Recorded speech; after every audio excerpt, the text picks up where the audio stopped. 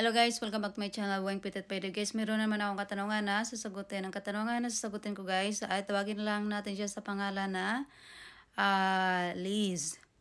Ito yung katanungan niya guys. Sabi niya, "Good ma'am, ako po may visa na nag-back out po ako. May babayaran din po ba ako? Tsaka totoo po ba maba-blacklist sa Japan? Salamat or mababan po." Okay, Ma'am Liz, kapag meron ka ng employer, tapos na-process na lahat, may OAC, may visa ka na, tapos nag-back out ka, tapos hindi ka nakipagbati doon sa agency mo, or kung meron silang nagastos sa'yo, mayroong tendency na magko-complain sila sa POAA para next time kung gusto nyo mag-apply, hindi kayo makakapag-apply uli ng another visa or working permit. Kaya kung ako sa'yo, kung meron sila nagastos sa'yo, makipag-ayos ka na lang sa kanila, bayaran mo para hindi ka nila maharang sa POAA. Wala namang batas na pwede, pag nag-back out ka, pwede ka nila ipa-blacklist eh. Pwede ka nila i-complain sa POAA para ma-hold yung papers mo in case na mag-apply ka sa panibagong working visa. Ganyan. Kasi marami akong kakilala na applicant na ganyan ang nangyari. Nagpalit ng agency, tapos nag-apply ulit sa the same country.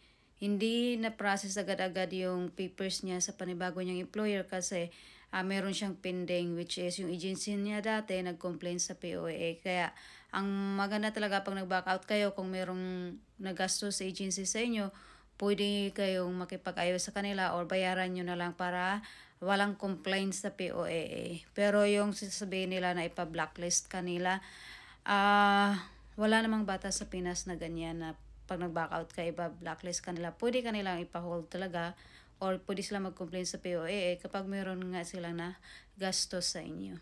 Okay, sana nasagot yung katanungan mo. Pero kung wala naman sila na gastos, walang problema yan. Wala naman silang ikakaso sa'yo. Kaya pag nag-back out ka, makaka-back out ka talaga ng mapayapa.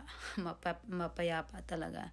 Kasi lahat na agency, yan yung sinasabi nila na ipapa-blacklist kanila kapag na kuhaan ka na nila ng tawag nito, ng visa, tapos hindi ka tumuloy.